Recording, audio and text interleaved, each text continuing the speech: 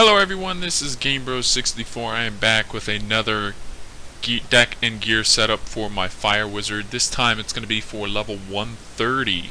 I'm going to go ahead and just break down each individual part, but first off I'm going to show you the overall stats to the setup, and then we'll break down each individual piece. The overall setup, these are the overall stats. You have 6,400 health. Now, of course, if you increase, as you can see, the Lecturous Health Opal for 96, you can obviously increase that up to, like, I think it's 125 now or something like that, whatever the big jewels are for health. You can definitely increase the health on some of these things and probably get closer to like 6,500 in health or anything higher than that.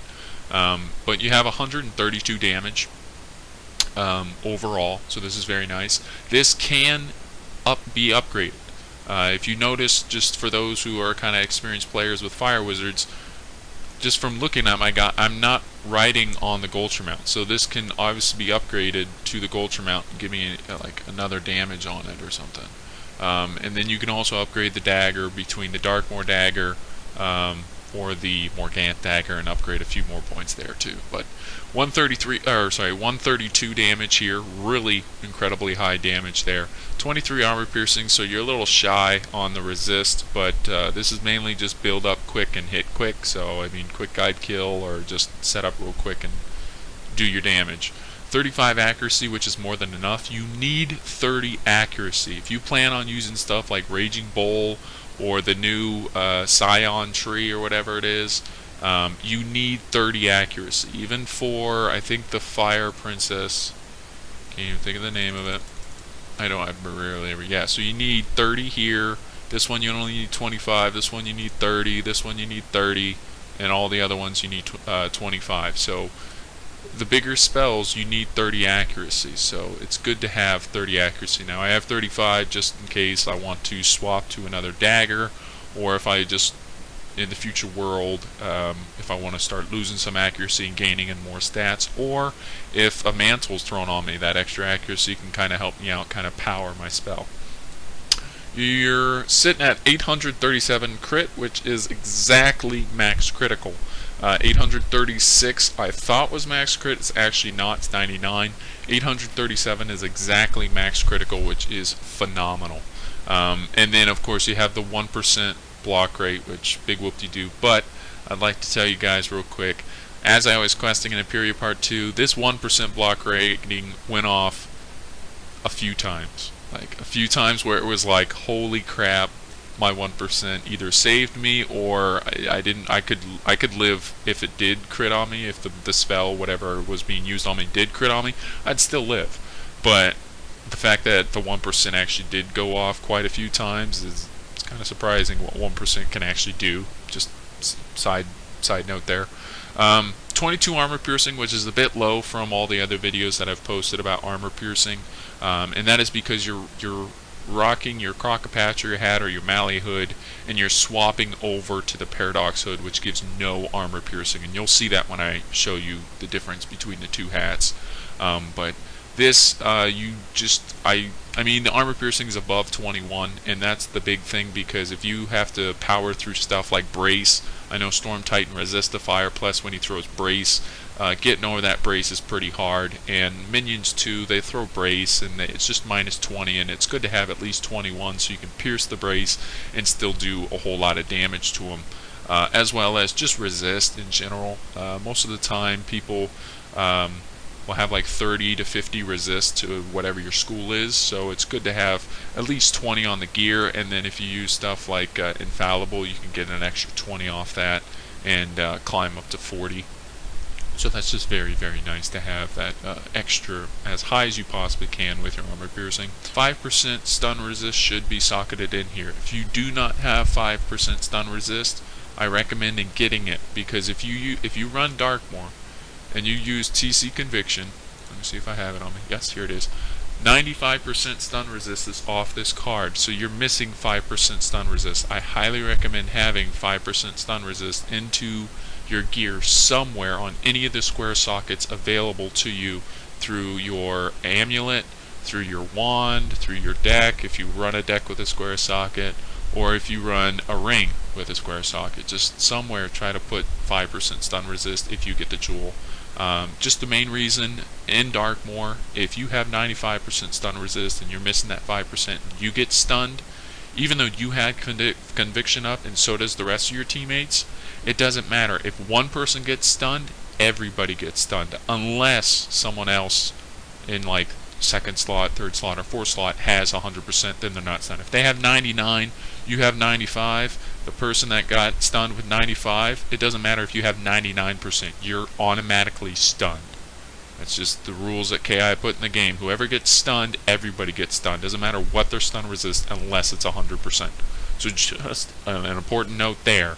If you run Darkmoor, it's good to have 100% stun resist, and that's the main reason why you have 5 in here.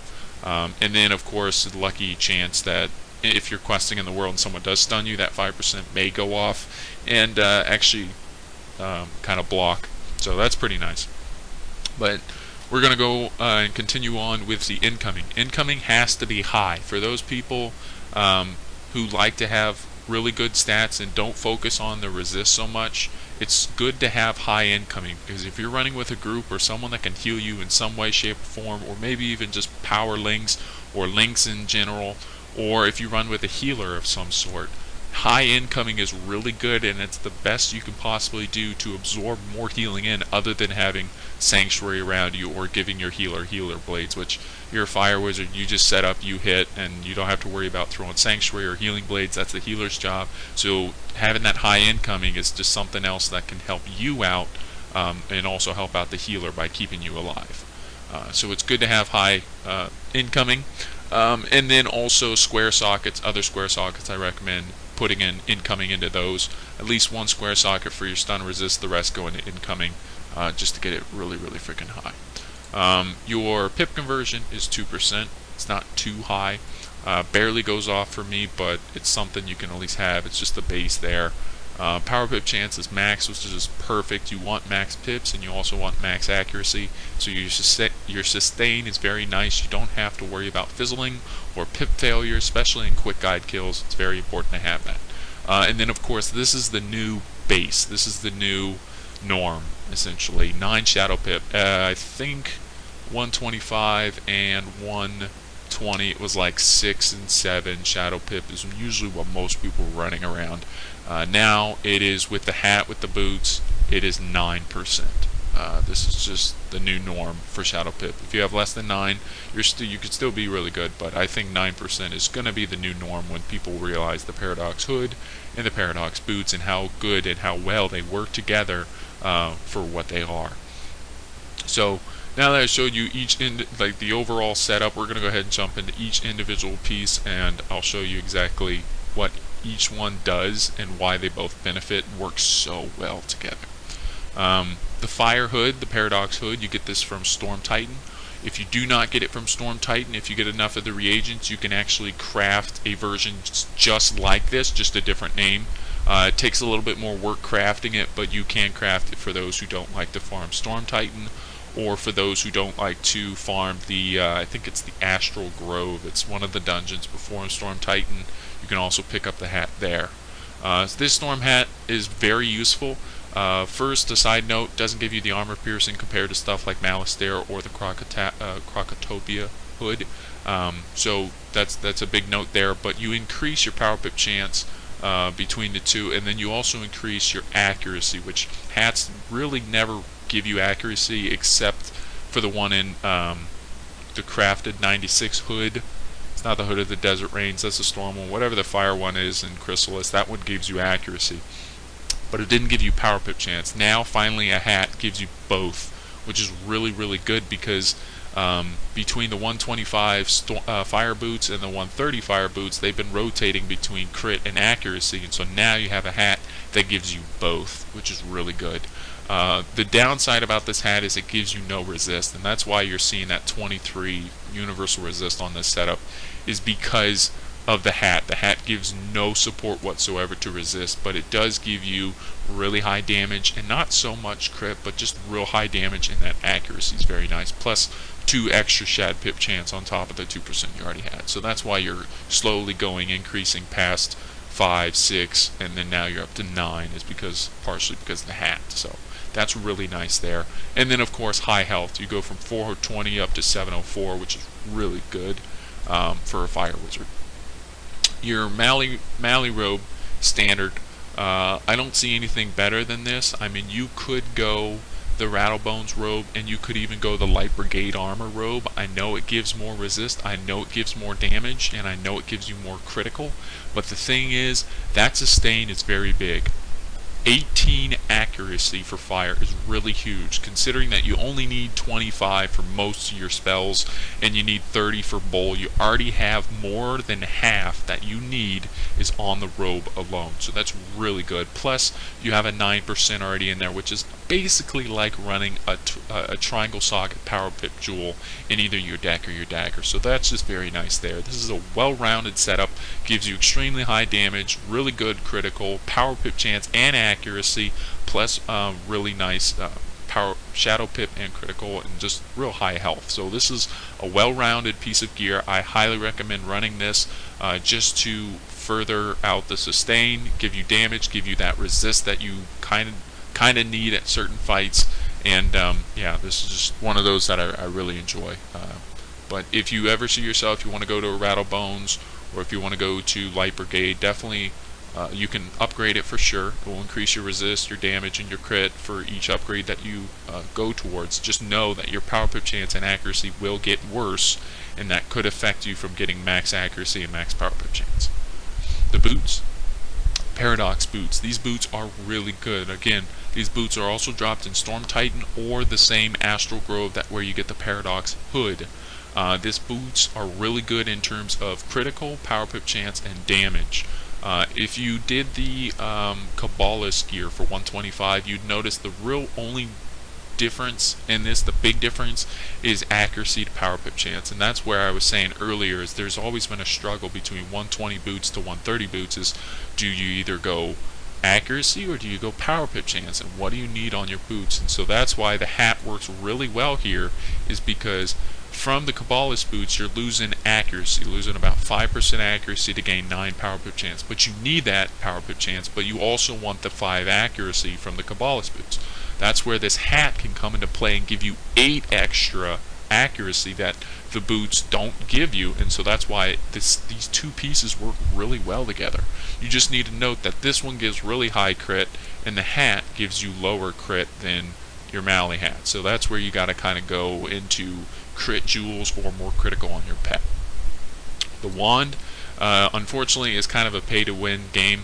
This comes in a Polarian bundle mount, the one that gives you the whale mount, the penguin pet, and just the ice skiing looking armor. It's Polarian bundle. I'm not sure if KI released these on their site anymore, so you may have to go to other sites like eBay, or maybe just check some of your like GameStop or gas stations and just see if they have some of them still in stock. This is a pretty rare bundle now, just because KI doesn't really post too much anymore. But the whale mount was a 2 damage mount, so that's a benefit also for getting this mount or this bundle. But this is really good, and you really need it for fire. If you especially want my setup, or if you want max crit and still maintaining high accuracy, this is a really good wand. Though it has no damage, that's perfectly fine. I'm mainly running it for that 7 accuracy plus keeping really high critical. Other things you can run is the guitar wand, but you won't get similar stats to me, just because that accuracy you kind of have to make it up, and might have to choose maybe the Kabbalist boots over the boots that I have here, just because you're missing the accuracy on your wand. Plus also the infal is really nice, so I don't have to run it in TC. I can always keep it on my user just by having it off the wand, so that's very nice as well. The dagger, the next good thing about it is Darkmoor Dagger. You can definitely upgrade to this Edge of the Shadow Web. You can even do it on this build here, so you can actually, this is one of the things you can improve on with this build, is you can go up 1 more damage. You have the power pip chance that you can offer. You're going to lose 2 when you upgrade, so it's perfectly fine, and you'll lose 2 accuracy, which is, or no, you won't lose 2 you'll lose 2 accuracy. The only downside about the Shadow Web that I have currently is I have accuracy socketed into it. You want power pip chance socketed into it, so You won't lose a whole lot. You'll just lose a little bit of your sustain, but you can afford to lose your sustain because you have 35 here, so you can afford to lose 2, and then you have 105 here, so you can afford to lose 2 more there. So it's okay to switch here just to gain 1 more damage. The only big change why I'm not swapping just to gain 1 more damage is the incoming versus the outgoing. This is what I was talking about earlier, where when a healer goes to heal you, you want more healing incoming, because if you have low resist, you want to do as best as you possibly can to increase the healing you get. If you have low resist, you want high incoming. If you have low incoming, you want high resist. Alright, just so it's kind of balanced between taking damage and getting health back. And you want to take, you don't want to take more than you receive, essentially. You want to be healed more and take less. That's your overall goal. And so either you can go high incoming, low resist, or low incoming, high resist, however you prefer. So, but that's the main reason why I didn't swap to the Shadow Web, just because 1 more damage is nice, but that 15 incoming loss is kind of huge, especially when a healer goes to heal you. It's only about 400 or 500 additional healing from that 15%, but that's still a lot when you think about it. And then plus the heals always keep getting bigger and bigger and bigger with things like Sanctuary or Cycle of Life. So it's really good to have high incoming, especially when the healer is healing big for everyone else. It kind of makes you feel left out that everyone else got 4,000, I only got 3,000. I'm missing 1,000 because my incoming's lower than everyone else. So that's just another encouragement thing, or motivation driver, I guess. The amulet. You have 2 choices here. Obviously you need the Shame on Shane if you want to keep max crit, because you are exactly at 837 and you need exactly 837. But if you're able to find crit somewhere else in your gear, or if they ever come out with a mount that gives you crit, you can obviously go with that route, and then you're only missing 5 crit points. So if you can figure out a way to make that up on your gear somewhere, especially when you swap to the guitar fire wand, you can definitely probably squeeze in the Morganth necklace in here. Personally, I don't want it. I do want that 5 stun res on the one to the left. I definitely want it on that for sure. But I like the higher armor piercing and the higher resist on the left one, and then obviously the higher critical. I don't care so much about block, but the blade is very nice. But the one on the left gives you a nice furnace bubble, which is very nice because it just increases your overall damage for 4 rounds by 25 additional percentage. So that's very nice in terms of if you don't kill your enemies in one hit, all you're using is that fire blade on the right hand side. But say you don't kill them the first hit, then next turn you're out of blades and you have no additional damage, just the damage off your gear and the damage off the card alone, unless you wait for further turns to build up again. Whereas if you had the furnace, it kind of splits it up into 2 rounds. You don't have your initial good hit, like from 40% to 25% between the two. I mean, you're losing 15%, but you can sustain that 25% for 4 rounds. So if you don't get them first hit, you can hit them again, hit them again, hit them again 3 other times, each doing 25 additional damage, just to just have more of a little juice for all the other hits in case you don't get them that first hit. That's what I'm kind of saying. A little hard, and I'm kind of going off topic, or not going off topic, but just just dragging it out. And all I'm just trying to say is I like it just because it saves a little bit of extra for all the other hits, rather than just saving up for one good ginormous hit with that fire blade. So you can debate it for yourselves and which ones you see. Some people like the blade rather than the furnace just because it gives more percentage and therefore more damage in the short run, whereas the long run, I think furnace outdoes the blade, but that's in a long run. That's where you have more than just one hit you're using right off the bat. The ring is obviously the mimic ring. You do not need the Paradox ring. Paradox ring is nice, gives you higher critical but lower damage. Only lower damage by 1, so it's not much, but I still prefer the mimic ring because of the higher damage. They both give you no power pip chance, which is perfectly fine because you're going to make your power pip chance up on your dagger and your deck for the in terms of jewels, plus your hat and your boots also give you power pip chance there, so you have more than enough opportunities to make up for the missing power pip chance that you're missing on your ring. But I like it because you don't necessarily need any extra critical. You already have max crit, so you don't need the paradox ring in here to further boost your crit past max. You can actually sacrifice once you reach max crit. You don't have to go further beyond max critical. You can actually start using other pieces of gear that still keep you at max crit but also increase your damage, and that's why the mimic ring trumps the paradox ring for this setup, because I'm already at max, so there's no sense of going for the paradox, losing damage to gain more critical when I'm already at max crit. Plus my jewels are already socketed in this room. I don't want to get more jewels and socket them into another piece of gear. Your pet is the big thing about this setup. If you're going to run the paradox hood, you're losing about 20 additional crit points, just a rough estimate, so you have to make up that critical by running a quad critical pet.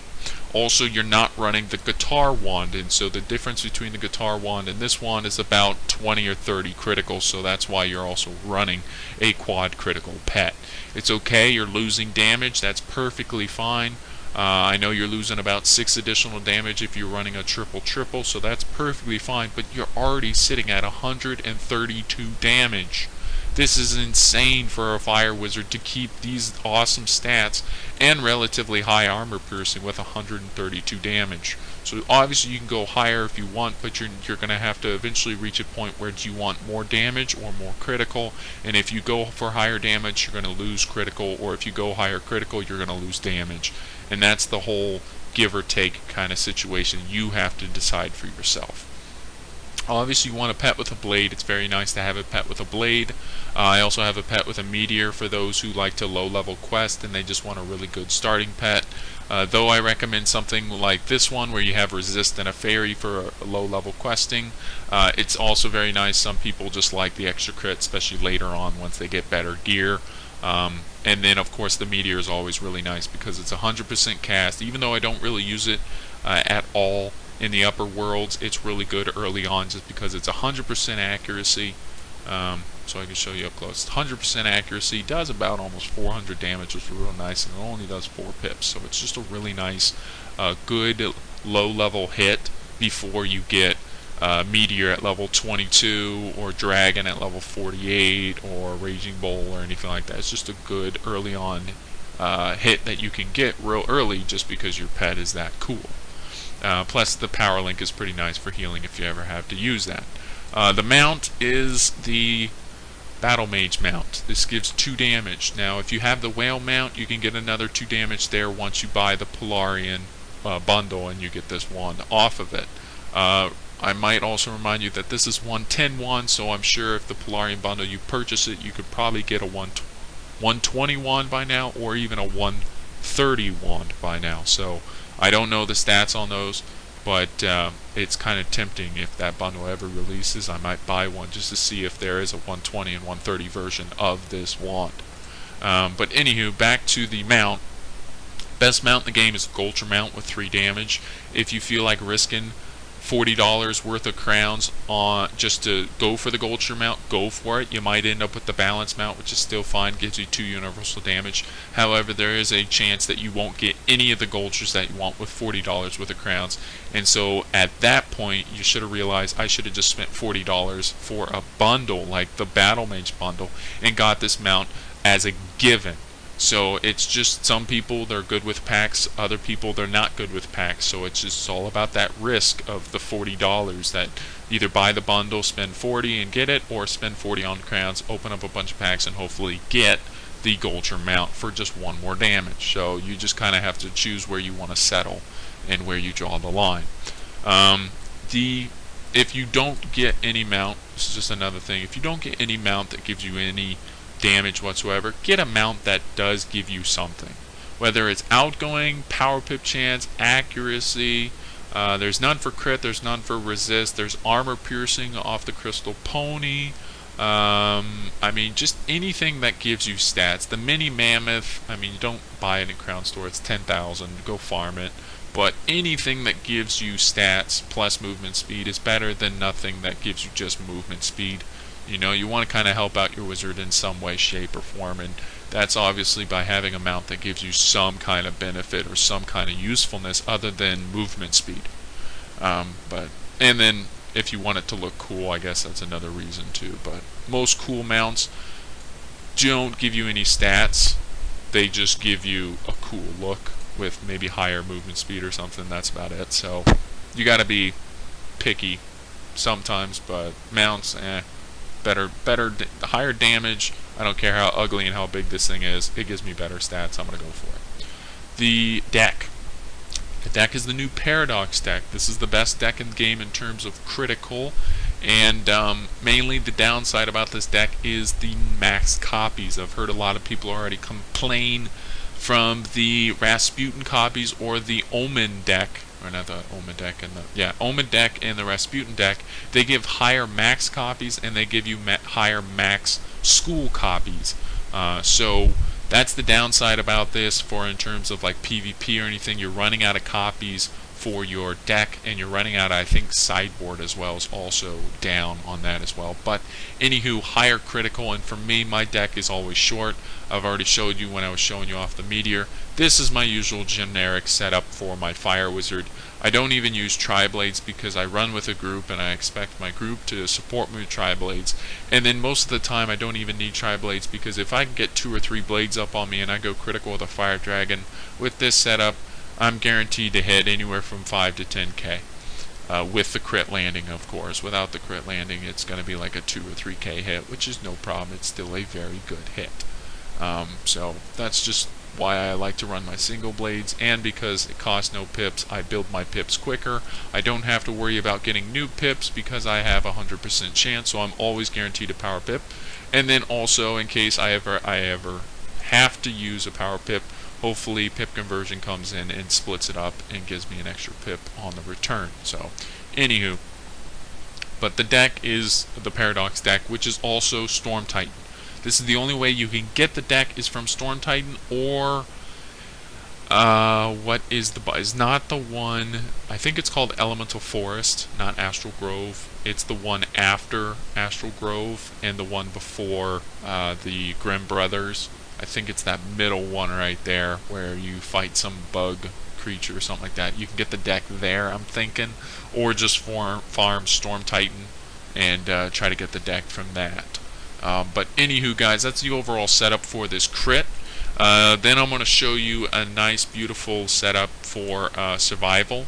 But as I'm seeing it, it's almost a 30-minute video, so I'm going to go ahead and make the solo setup another video, and you guys can just click on it there. So I apologize for saying in the beginning that this was going to be 2 parts. This is actually going to be 1 part, and then I'll post another video for the solo fire content. So anywho, guys, I hope you guys enjoyed. If you did, be sure to leave a like, comment, subscribe. Let me know what you think about the setup. Let me know if you have any improvements, other things like Gulcher mount, or upgrading to this Dagger, or anything like that. If you find other pieces of gear, or maybe even if you find a combination to squeeze in Rattlebone's robe or the Light Brigade armor, let me know in the comment section below.